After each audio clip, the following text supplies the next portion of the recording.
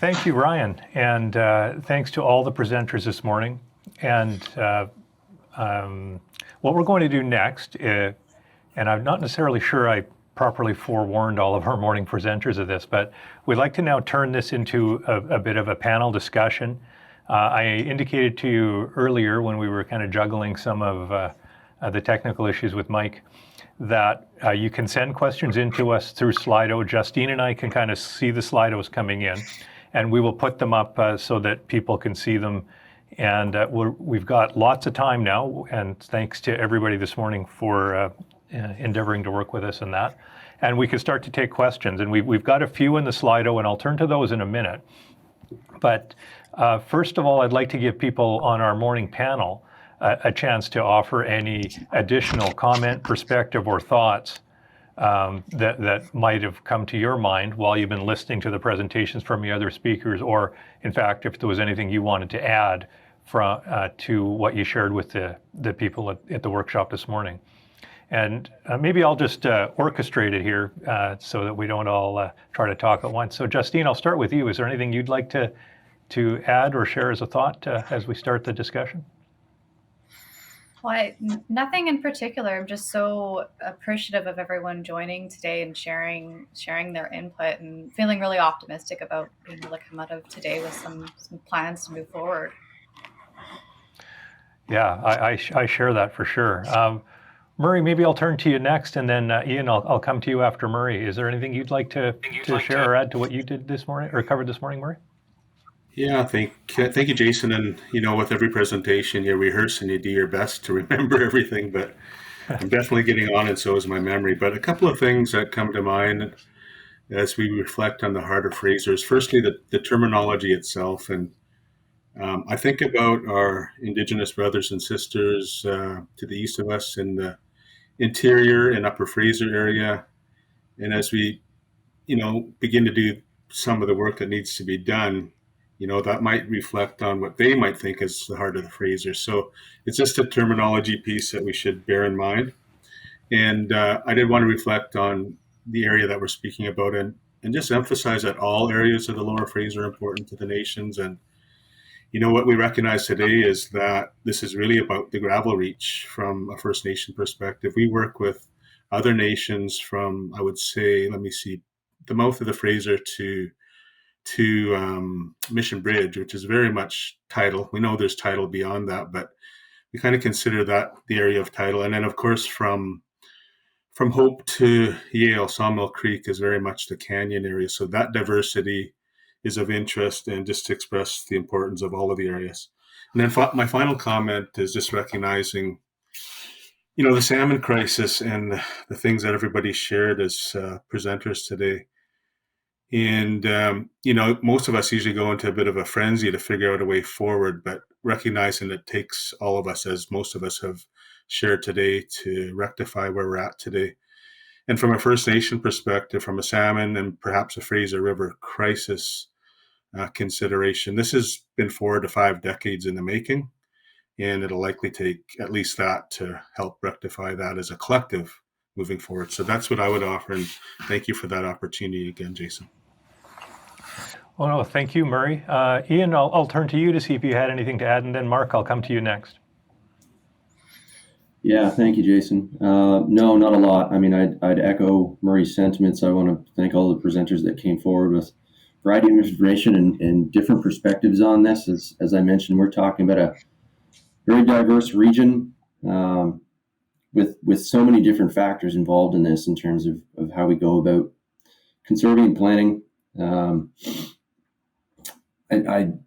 I will tell you that this process will probably not always be easy. You're going to encounter different worldviews, different opinions, and different perspectives. But to Murray's point, I mean, I think there's a general recognition that to get out of this crisis we're in, and I think that word is very poignant, is through collaboration and discussions like this. And even if discussions are difficult, even if they're heated or intense, I think that's a reflective of the culture and the passion in the area, and the general sort of driving sort of partnered approach and belief system that we all have in terms of the significance of this area. So I want to take the time to recognize this this type of discussion, these information sessions, to bring people to the table and sort of leave some of the baggage at the door, and recognize this may not always be easy, but it's definitely a very relevant task and something I think that we need to focus on collectively in finding out mutual and collaborative solutions. And I think there's ways to go about doing that. So I'm hopeful for this, and I want to thank all of you guys for bringing this together today, and pass it over to Mark. All right, well, thanks, Ian. Mark, over to you, and then Mike, I'll come to you next. Well, thank you, Jason, and thank you, Ian. I really enjoyed this morning, and I think the rest of the afternoon will be very informative as well. I've been to a lot of meetings around the heart of the Fraser, dozens of them over the years. But once again, when you look at the diversity of groups, the number of people on this call, that makes this meeting really special. This kind of gathering doesn't happen nearly as often as it should. Also, you listen to the passion with which everybody speaks. And even though there may be different affiliations, different perspectives, and finding a resolution, certainly won't be easy. But when you listen to everybody, I'm sure we'll feel the same about the speakers this afternoon. I think it is possible for us to find a common foundation. We all have shared values, and I do think we can start to talk about mapping a path forward. And lastly, I'll just say, when you listen to all the great presentations this morning and what we're about to hear in the afternoon, it once again just highlights the fact that all of us have a role to play in finding a resolution, finding a way to better protect this remarkable area. Well, thank you, Mark. Mike, I'll turn to you, and I will say, I know we probably made you feel squeezed for time there. You darted through a lot of content very quickly, and we certainly appreciate it. But if there's anything in particular you wanted to add or emphasize, feel free to use some time now. And then Ryan, I'll circle back to you after Mike's had the floor. Okay. Well, first, I'd just like to echo the comments that, it was an excellent morning and great presentations. I learned a great deal. One sort of disconnect that struck me is in Ryan's presentation towards the end, he was making excellent points about the need for a comprehensive plan. The disconnect then, I think, is with what's the speed at which things are happening on the ground. Murray showed a slide that summarized sort of current funding availability, which was somewhere north of $2 billion if you add it up. So the disconnect is there's no plan. A plan's going to take some time to make. Hundreds of millions of dollars about to be spent on salmon habitat, flood infrastructure upgrades. So we need to fast track some planning and get ahead of that in some ways. The only thing I'd add to my presentation that I think wasn't perhaps clear was when I was speaking about diversity, the low species diversity in British Columbia. And then perhaps you sort of put two and two together, but when I was talking later on about all of these transformations and different things, we have very high diversity here, but it's at below the species level. It's the hundreds of stocks all adapted to their individual watersheds, all that. So it's just a different sort of diversity. Well, wonderful. Thank you, Mike. And I will say, in case people aren't aware, you might have seen a news clip or two right around Christmas where Mike was out with some crews he assembled from people from the Sumas Nation, Stalo Guardians, and I think maybe somewhere else, trying to do some fish salvage in the area behind the dikes after the floods. And, I think we all know it wasn't a lot of fish, and it doesn't make a huge difference in the scheme of things, but at the same time, it was amazing to see these adult coho salmon, healthy, raring to go, trying to get back to their spawning grounds and really surviving out there in these farmers' fields until Mike and the crew came along to save them. So, Mike, we thank you for that, and the people that worked with you in that regard.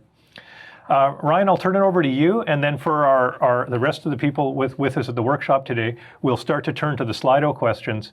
And for our panel, I'll just draw your attention to the Slido. Hopefully you can see that on the side of your screen. And Justine and I will direct you to which ones we're going to take in which order. And people who have questions for the panel, feel free to send them in, and Justine and I are monitoring that. So over to you, Ryan. I don't have much more to add. I had the luxury of going last, so I could add in some stuff on the fly. But I'm grateful that there are so many folks here speaking about these problems, and also to hear of so much stuff that has actually been going on. So I'm looking forward to keeping that conversation going and learning more about what projects and works have been happening over the last 10, 20 years or so. Because in terms of high research from, say, I think a lot of it came out of UBC, that stuff has really slowed. So it's nice to know that there's still a lot of stuff actively going on. So thank you. Okay, well, thank you, Ryan, and again, thank you to the panelists for your presentations and then those thoughts. So we'll turn to the Slido now, and if you haven't used Slido before, there's kind of a waiting room for questions that Justine and I are looking at, and we're trying to kind of put them up in a reasonable order because we don't want to just dump them all on the screen, or else they kind of disappear and you won't be able to see them. But for the ones that are up on the screen, if you want to vote with the thumbs up thing, it kind of gives us a sense of which ones people might be more interested in. But we won't necessarily just use the vote function to decide which questions to put up first. But we'll start with the one at the top of the Slido queue here. I think Justine's been recommending that to me in the prompt on the side. So the question is that Mike spoke briefly to island forest loss beyond from clearing at Hurling Island, et cetera. And can you expand on that issue a little? What's the cause? What's the significance or proportion?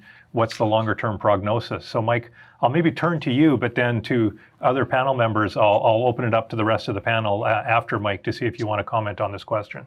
So we'll start with you, Mike. Sure. What I was referring to there is more than just loss of the island forest. It's loss of the forested islands.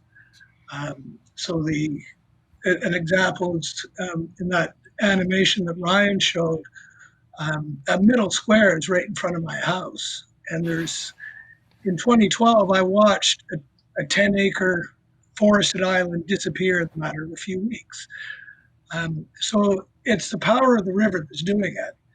And our flood infrastructure is increasing that power. As we increase the height of the dikes, the river is constrained into a narrower path of deeper water, moving faster with more erosive power. I don't have the proportions in front of me. There was a study done by UBC, and as Brian said, that work is now years old, but the trend is certainly continuing. So I'd be good if Ryan could comment more on that. I think that would be helpful. Well, Ryan, looks like Mike's tossing the football to you. So do you want to pick that up? It's because it's an impossible thing to answer. I unfortunately don't think that we have the data to demonstrate anything that's really definitively going on in the last, like on the whole system side of things.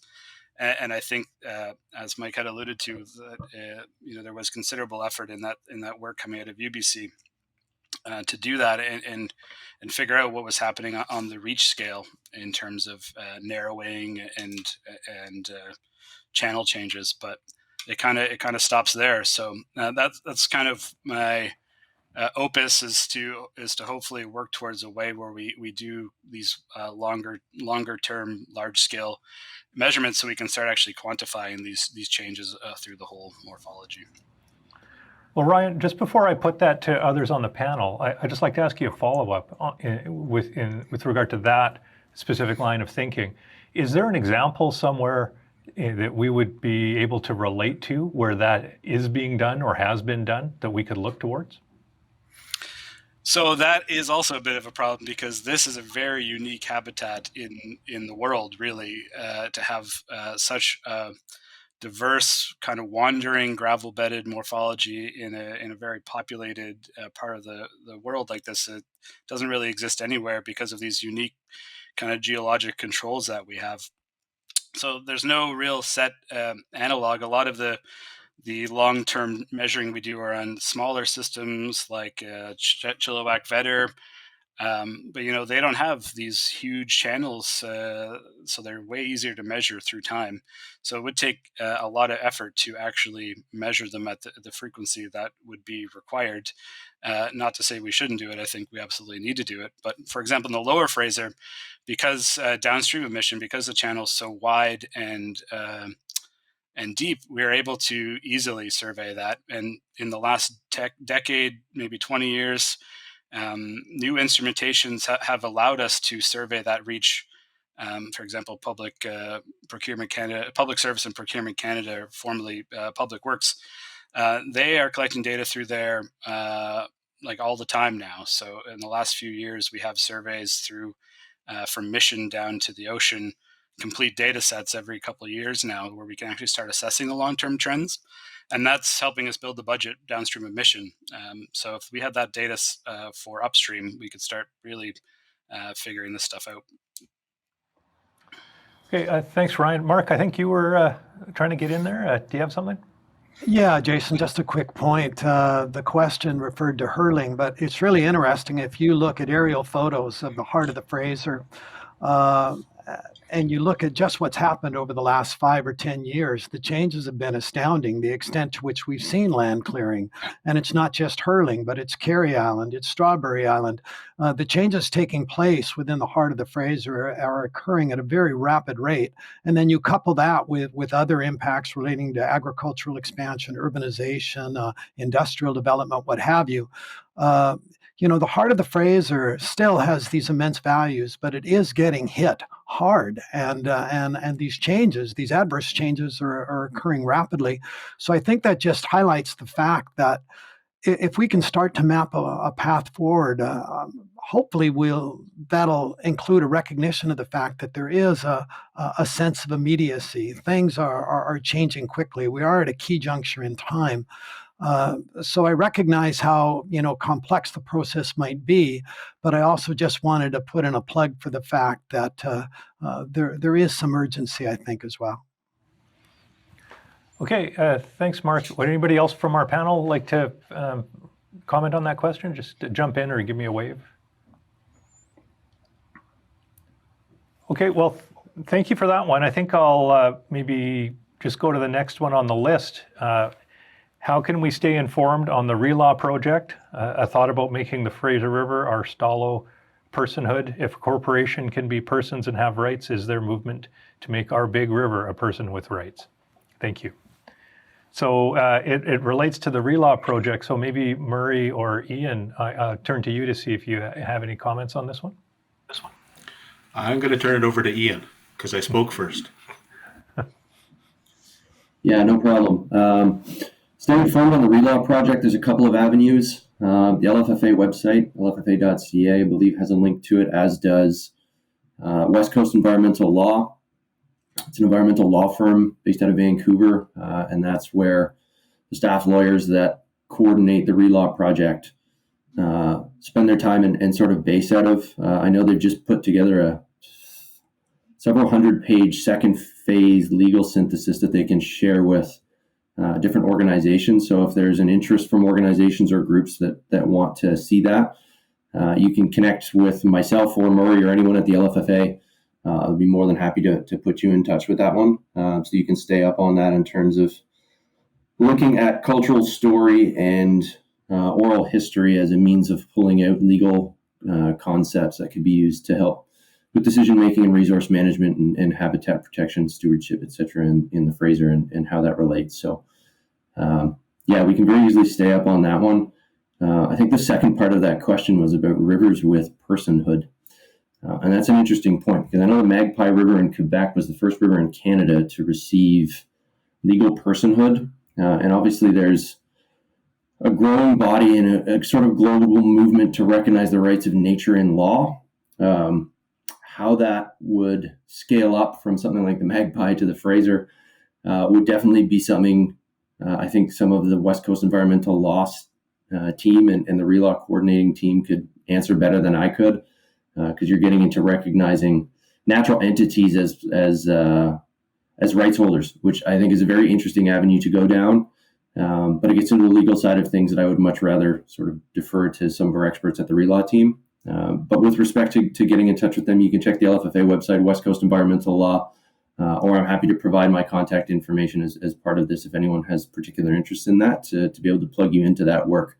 Because I think the relevance of that is growing in significance when it comes to recognizing rights and title, drip, undrip, and the reconciliation piece that is obviously becoming significantly more important in the eyes of government over the last probably 5 to 10 years or so.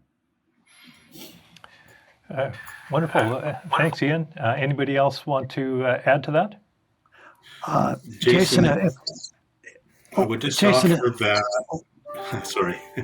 No, I go just ahead. offer to add what to Ian said. We just finished the RELAW project, concluding it last year, I believe.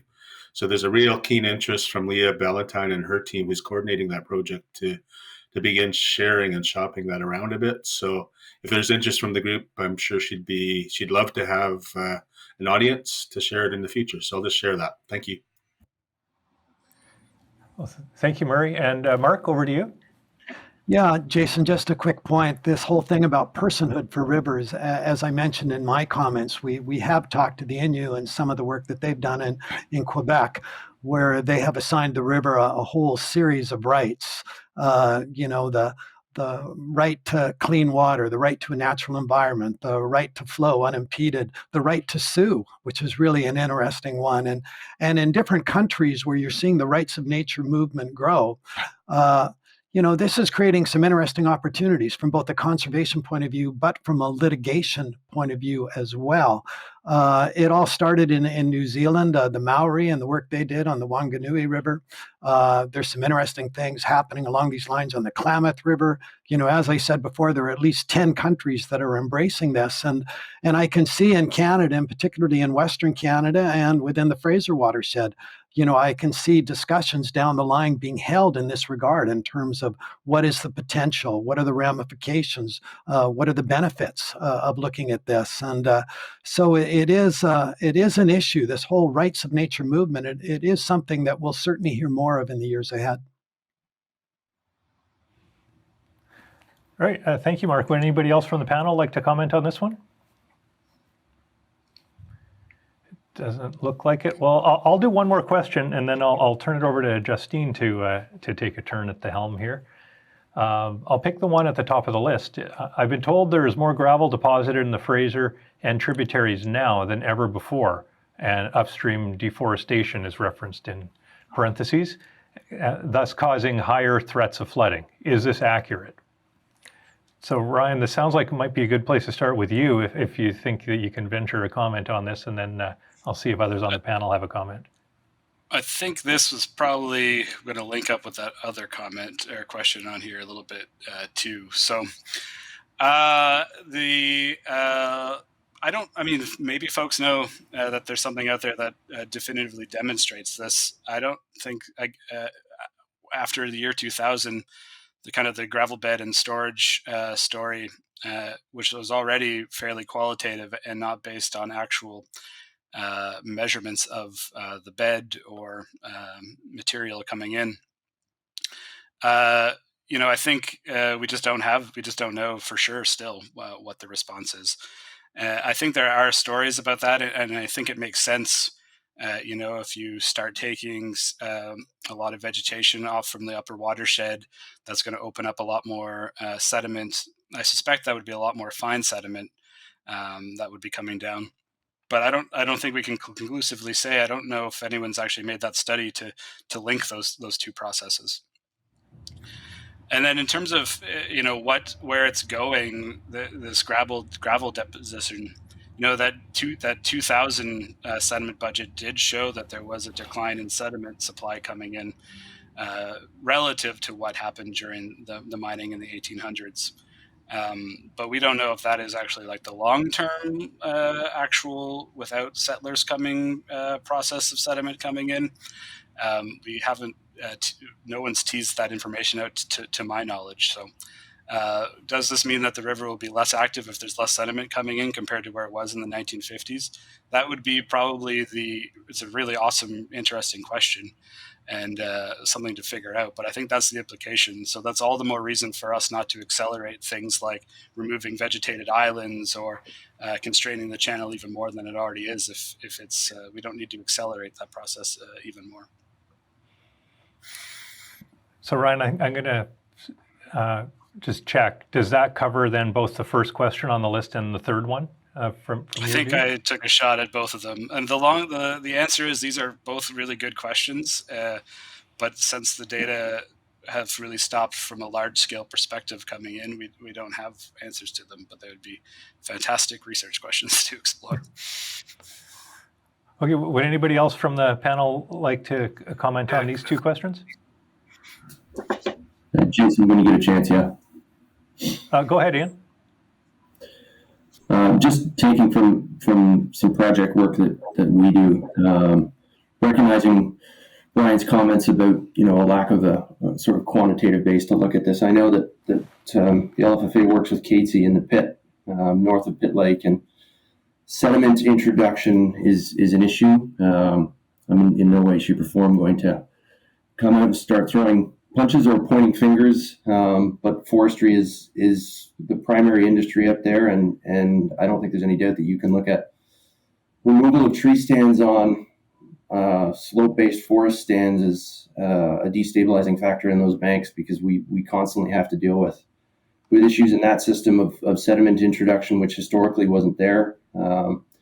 I know from conversations I've had with other people that some of the photos taken of that river in the early 1900s showed that you had old growth up to the riverbanks, and the upper pit was actually straight. If you look at aerial or satellite images of it now, that's a very meandering river that has a large introduction of gravel in the main stem, and as a result, that system is extremely flashy in terms of jumping from bank to bank, side to side, without any kind of consistent water direction or consistent channel that changes on an annual basis. So again, it's we lack the quantitative ability or the studies to sort of link these two things together, but I've seen it in smaller areas outside of the Fraser and in some of the tributaries where you definitely get a gravel introduction as soon as the landscape is altered, and then the impacts of that can be seen for many decades in terms of not just nature and the way that fish and other aquatic species use that habitat, but the actual landscape design of how some of these areas are being altered and changing the hydrology of the area. So I would agree it's something that we probably need to look a little bit further into, but I think some of the evidence of that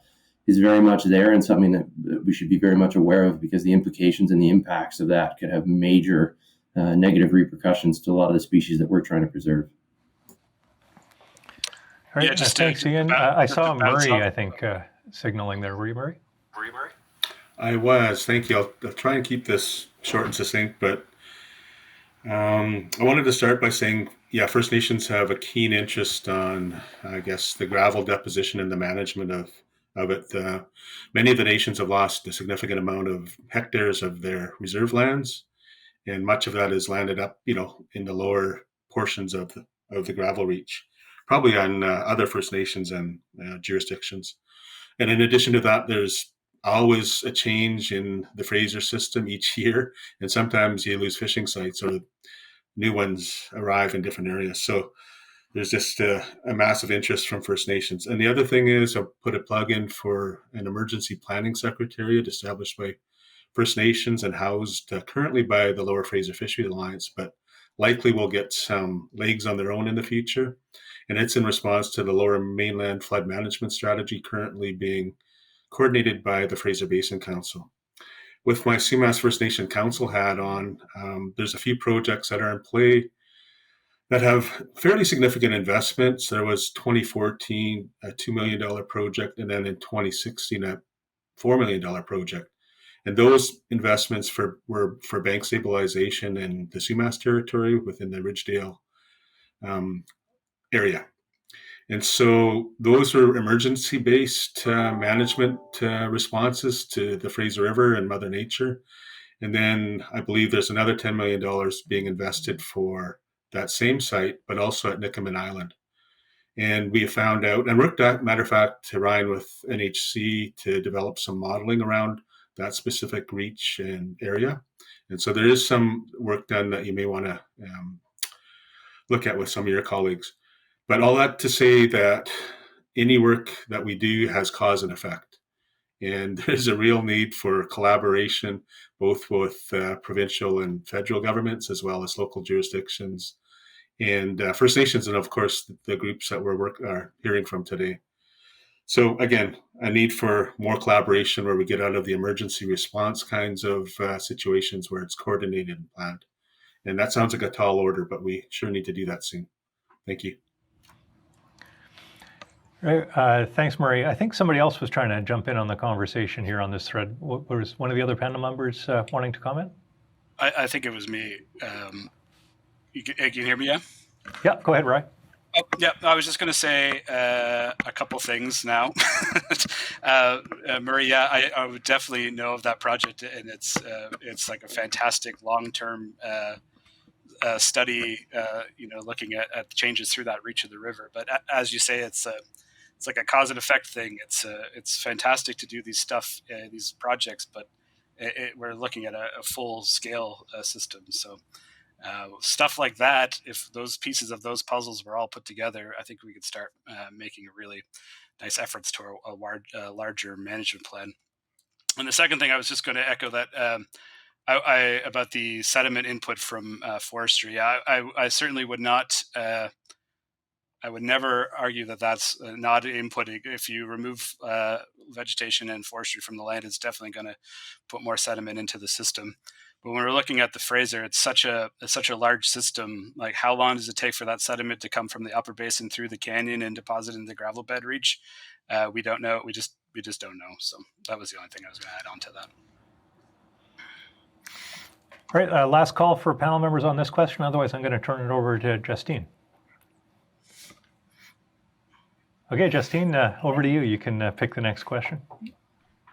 Thanks, Jason. Well, we'll go with the top one here, and I'll just open it up to anybody on the panel. Do we have anyone present who can speak about climate models for the heart of the Fraser and the impacts of climate change? Anyone feel like jumping in on that? I can reluctantly if nobody else is jumping at the bait. Go ahead, Ryan. Go for it. So I'm definitely not a climatologist, but I do know that there are projections that say that we're going to get less intense freshets and more of these kind of winter floods like we saw in November, and I think that's the kind of general trend. And I'd be reluctant to speak any more about the long-term trends than that. In terms of flood modeling, we've done lots of numerical flood modelings of the gravel bed reach and the lower mainland in general to help our design of dikes. But I often think the thing that's missing in a lot of these is the geomorphic component. So we spend a lot of time thinking about what the climate will look like in 100 years and then run a model. But as we know, the river changes so much that the river will look drastically different than the 100-year model that we run, because the morphology seldom changes in those models. So teasing those two things out is tricky. And I would also add that, as some people have already echoed on the panel, like I would never be dismissive of the route we're going on climate change here, but in the more immediate short term, I think a critical process, even if we had a very stable stationary climate, we have to come up with a plan immediately in addition to that long-term climate projection plan. Well, thanks for taking a stab at that, Ryan. Oh, Mike, please do jump in with anything else. I would jump in from a fish perspective of temperature. We've seen, and I think we need to start thinking about how temperature is going to affect different stocks differently. For example, when we look at coho, which come in quite late in the year during November and December, cold water conditions, the temperature is probably not going to affect them very much. Lots of other things do, but not a big deal if water temperature goes up a couple of degrees. If you're a sockeye run in August or September, it's a very different story. So we're already in the last years getting water temperatures over 20 Celsius during some of these runs and have seen the impacts of that. That's likely to get more acute and more frequent. So the impacts are going to be felt very differently among the different species and the different stocks because of the differences in life history.